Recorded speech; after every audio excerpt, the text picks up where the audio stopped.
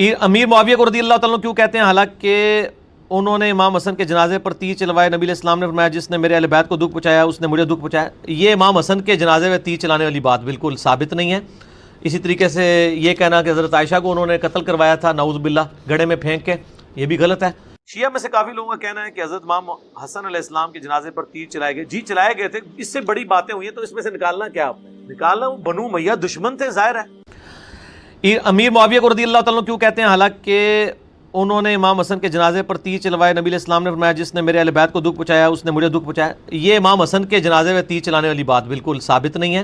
شیعہ میں سے کافی لوگوں کا کہنا ہے کہ حضرت امام حسن علیہ السلام کے جنازے پر تیر چلائے گئے. جی چلائے گئے تھے، اس سے بڑی باتیں ہوئی ہیں، تو اس میں سے نکالنا کیا آپ نے؟ نکالنا وہ بنو امیہ دشمن تھے، ظاہر ہے. ایسے جھوٹوں پہ اللہ کی لعنت ہو. تیروں والی تو چھوٹی بات ہے، اس سے بڑی باتیں ہوئی ہیں.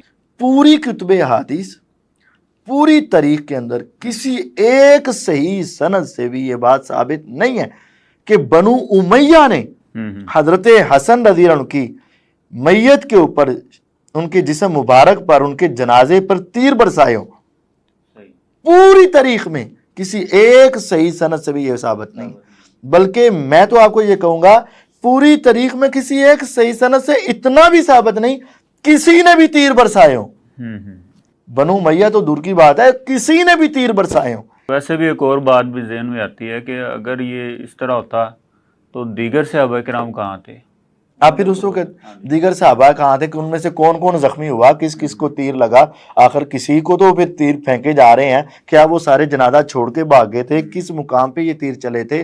کیا وہ تیر چارپائی کو لگے ہیں، جسم مبارک کو لگے ہیں، کہاں کہاں لگے ہیں؟ یہ سارے سوالات تو پھر آگے پیدا ہوتے ہیں نا.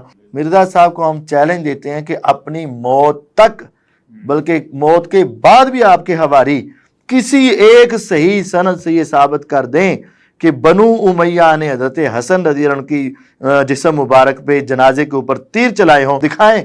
یہ کہانی ہے، یہ کہانی ہے بھائی جان. مرزا صاحب نے اتنا بڑا جھوٹ اور بلنڈر چھوڑ دیا ہے کہ حضرت حسن رضی اللہ عنہ کے جنازے پر تیر برسائے گئے بنو امیہ کی طرف سے. اگر بنو امیہ کی طرف سے تیر برسائے گئے ہیں تو پھر بنو امیہ کے ہی گورنر نے حضرت حسن کا جنازہ کیوں پڑھایا؟ یہ ثابت ہے. حضرت حسن رضی اللہ عنہ کا جنازہ بنو امیہ کے ہی شخص نے پڑھایا ہے اور بنو امیہ کے ہی گورنر نے پڑھایا. تو یہ کیسے ممکن ہے ایک طرف وہ تیر اندازی کر رہے ہوں اور ایک طرف وہ جنازہ پڑھا رہے ہوں اور حضرت حسین رضی اللہ عنہ پیچھے کھڑے ہو کے جنازہ پڑھ رہے ہوں؟ تو یہ بات دیکھیں تاریخ میں واضح ہے، بلکہ تاریخ کیا حدیث میں بھی واضح ہے. یہ مصدرک علی الصحیحین ہے، یہ جلد نمبر 3 ہے، حدیث نمبر 4851 ہے. فضائل حسن بن علی بن ابی طالب رضی اللہ عنہ میں یہ بات ہے.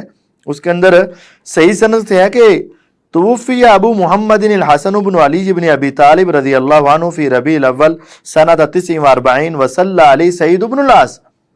حضرت حسن بن علی رضی اللہ عنہ ربیع الاول کے مہینے میں 49 ہجری کو 49 ہجری کو حضرت حسن رضی اللہ عنہ شہید ہوئے. وصلی علیہ سعید بن العاص، اور ان کا جنازہ کس نے پڑھایا؟ سعید بن عاص رضی اللہ عنہ پڑھایا. تو سعید بن عاص مدینے کے گورنر تھے. سعید بن عاص رضی اللہ عنہ مدینے کے گورنر تھے اور انہوں نے جنازہ پڑھایا ہے، اور یہ بنو امیہ میں سے ہیں اور بنو امیہ کی ہی حکومت ہے اور بنو امیہ کی طرف سے ہی لگائے ہوئے یہ گورنر ہے.